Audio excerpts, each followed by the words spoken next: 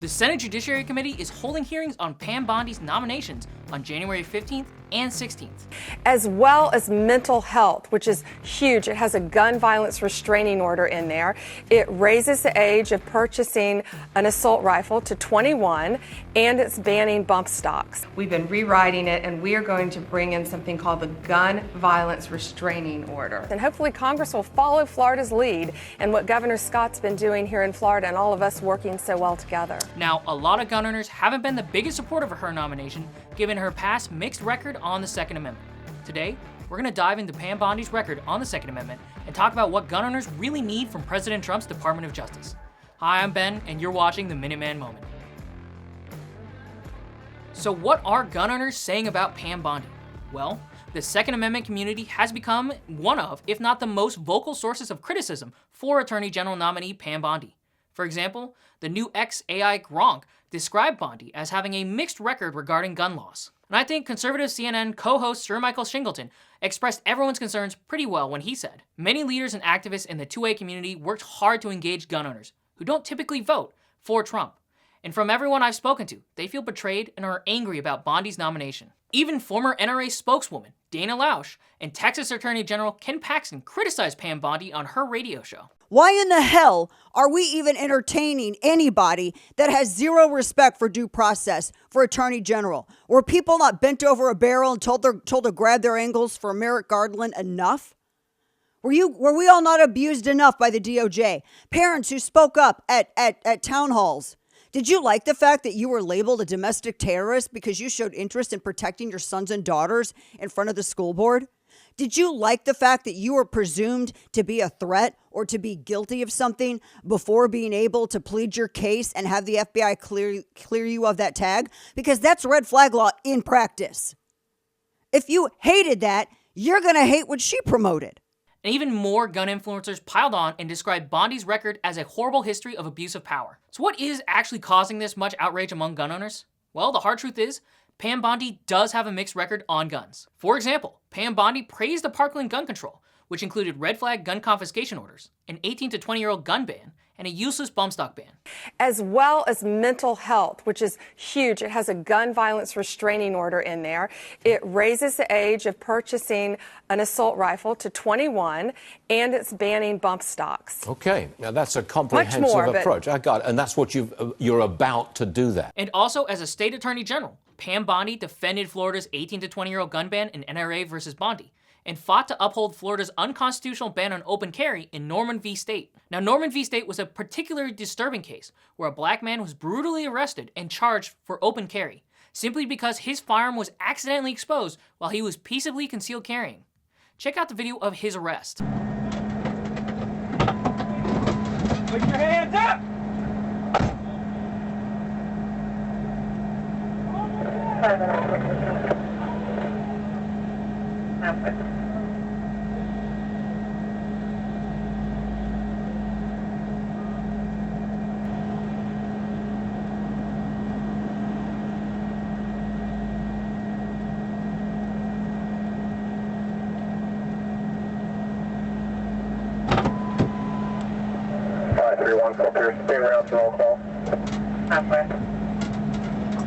Also, to make matters seemingly worse, Pam Bondi also helped then-Governor Rick Scott, who still hasn't apologized for his infringements on the Second Amendment, draft a gun violence restraining order, aka a gun confiscation law in Florida. We've been rewriting it, and we are going to bring in something called the gun violence restraining order. So if someone is civilly committed, typically you can hold them for up to 72 hours, but people are getting out within 24 hours, the majority of them. So what we want to do is let law enforcement come in and take the guns. Good. They're a danger to themselves Which you can't or do others. right now. Well, because without being adjudicated. So because they're a danger to themselves. You want them to take the guns and when they are committed. not go through 6 months of legal trials and everything Exactly. else, But we also have to give the mentally ill the due process in which they deserve, President. So what we're doing is they're going to be able to take the guns when they're taken into custody or into the hospital, and then when they're released within 24 hours or 72 hours later, typically it's 24 hours, but law enforcement will have 72 hours to determine whether they should give those guns back or they can go to a judge and say, Your Honor, please keep these guns. We feel this person is still a danger to himself or others, whether so they're this in or would out not of have custody. worked the way it's currently constituted. This would not have worked with Cruz as it's currently constituted. As it's currently written. So you're going to make changes? We're going to make changes. Well, the simple answer is that gun owners want to see more pro-Second Amendment stances from Pam Bondi. And it turns out she's pretty good at defending the Second Amendment when she wants to.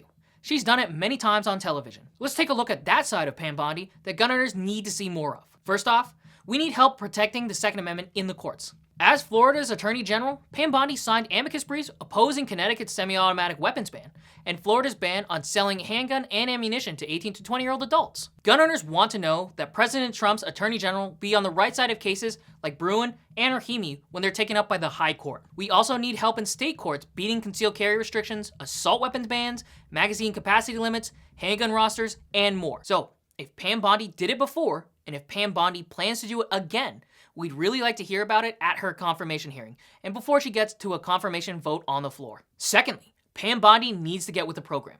Nationwide Republicans do not support red flag laws, and Congress isn't like the Florida supermajority of rhino legislators, and we need an attorney general who won't compromise on gun confiscation laws. And actually, we've seen Pam Bondi defend our right to bear arms and defend ourselves while criticizing President Biden for pushing red flag gun confiscation laws and assault weapon bans. It's a fundamental right. It is our right to bear arms and to defend ourselves. And, you know, it's interesting, the Joe Biden of the 80s, who we seem to like a lot more, who said that, yeah, you're not going to take guns out of the hands of criminals, was absolutely correct. You know, Pete, when I was a young prosecutor, way before I was Attorney General, I was in my early 20s, I had a stalker. For years. I don't talk about it a lot, but I learned to shoot from law enforcement. They taught me to shoot because I didn't have the luxuries that Hillary Clinton has, that Joe Biden has, of full-time protection. And I had to learn to shoot a gun to protect myself. My stalker ultimately committed suicide. That's how serious it was. But I deserve the right to protect myself, as do all Americans in their homes, to be safe. And that's what the Second Amendment says, and that's what Heller says loud and clear, the Heller opinion from 2008. And I find it astonishing that they keep our borders wide open and they let criminals come into this country. They let cartels in, they let gangs in, and illegal guns are coming into our country that way. And it's okay for that to happen, but not for law-abiding citizens to have guns. So, if Pam Bondi has been opposing Biden's recent gun grabs, that's at least a good start. Now, we want to hear how she plans to oppose red flag laws with her office. Specifically, gun owners want to know how the DOJ will stop bribing pro-gun states to pass gun confiscation laws using the Bipartisan Safer Communities Act. Due to GOA and congressional oversight, we know that the due process requirements are not being adhered to, and the whole program needs to be investigated for waste. So, will Pam Bondi be rescinding those funds and punishing the bureaucrats responsible? Also, gun owners want to hear that Pam Bondi supports the Second Amendment rights of all law-abiding adults. Florida passed an 18 to 20-year-old gun ban, and she defended it in court. But at the same time, check out this clip where Pam Bondi pushed back against Neil Cavuto, calling for cracking down on gun ownership. Instead, she correctly points out that anyone can make a weapon. So far not talked about this move that others have to sort of find a way to get a crackdown on gun ownership. Even conservative senators, conservative newspapers and editorial boards, New York Post and others have said we've got to get a handle on this. Do you think he should say something like it? Do you think that this is bigger than just a mental health issue, that we've got to rein in the number of guns out there? I think mental health is at the root of it. I've been a prosecutor, as you know, since I was in my early 20s. I had a stalker for 4 years. And when I was in my early 20s, I had to defend myself. I got a gun. I learned how to shoot a gun. My father gave me a gun. The law enforcement taught me how to shoot it. I had to defend myself for 4 years from someone who was after me. And he ultimately ended up jumping off a bridge and killing himself. So, from personal experience, I believe everyone should be allowed to defend themselves. As to the assault rifles, this person had no business having one because of his mental health issues. I sat on the President's Opioid Commission, and I will continue to say our country is lacking in mental health for our citizens. We're lacking. We've got to do more. We've got to be able to ensure people to get the mental health that they need. So this to you is, I just want to be clear, you agree, it seems with the President, it's a mental health issue, it's not a guns issue. You don't believe there are too many guns out there, let alone whether people with some mental issues should be getting them. That's not the issue to you. Well, I believe no one with mental health issues should be having guns. Of course, it's ridiculous. We're also seeing tragedies with people driving into people, and you can make a bomb on the internet now. It's horrible. So we've got to focus on the person and doing everything we can to get these people help and get them off the streets. And again, parents have got to be vigilant. Kids have been great. And Neil, we've had so many reports since this because there are copycats, which are as big of a threat. But people have been flooding in. Night before last, I was on the phone with the police chief. The next morning, the FBI, because people were telling me, they were hearing me say, don't be, people think, well, it could be a hoax. I don't want to call something in that might not come to fruition. No, we right would rather you call it in. Do you and think that someone, false. regardless of the mental issues involved here, we're led to believe that Nicholas Cruz bought this gun when he was 18. Should you raise the age at which anyone can buy a firearm, let's say to 21? Do you think that's something to discuss? Well, you can go fight for our country when you're 18.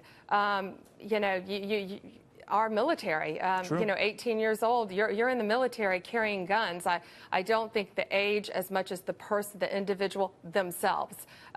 We can look at him individually, but we have got to do something to crack down on mental health and mental health issues with people who own guns.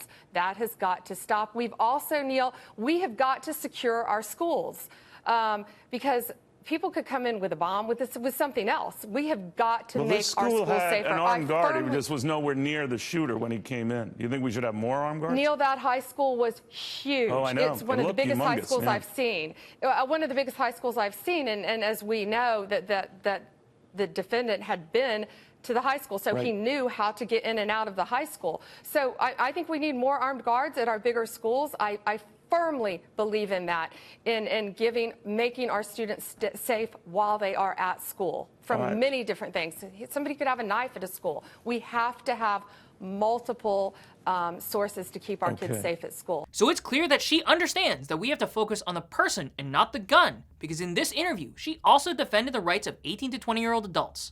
How about Pam Bondi reassures gun owners who are concerned about the loss of rights for 18 to 20-year-old adults that the Trump Department of Justice won't advocate for restricting their Second Amendment rights? And finally, the Department of Justice needs to promote concealed carry as a solution. Pam Bondi has advocated for allowing armed and highly trained teachers to protect our children and classrooms. So are you in Florida, are they open to what the president's proposed, and that is letting trained teachers, select teachers, carry a gun? You know, I think it's the way that it's been presented that every teacher's going to be handed a gun when they walk in the door. My whole family were teachers, and I wouldn't want them to carry a gun, nor would they. I think it would have to be very highly trained teachers, former military, former police. We have plenty of them in our schools, and people who have just an expert shooting ability and skills. It takes a lot of skills, and we have air marshals on planes, and we have to protect our kids in our schools. So it's got to be the way it's done. It's not arming every teacher. Now, this is a common sense solution that resonates with the president's base and can help save lives. It also synergizes well with the president's support for the nationwide Concealed Carry Reciprocity Act. This Department of Justice needs to recognize that self-defense and gun ownership is a solution, not a problem, and gun owners are public safety partners for law enforcement, not a subset of Americans to be policed. With this upcoming hearing scheduled for President Trump's Attorney General nominee, gun owners sure have a lot of questions to ask. We'll be watching and keep you posted on everything that happens. Now, thanks for watching. Be sure to like, comment, and subscribe to stay up to date with GOA's latest fights for your rights.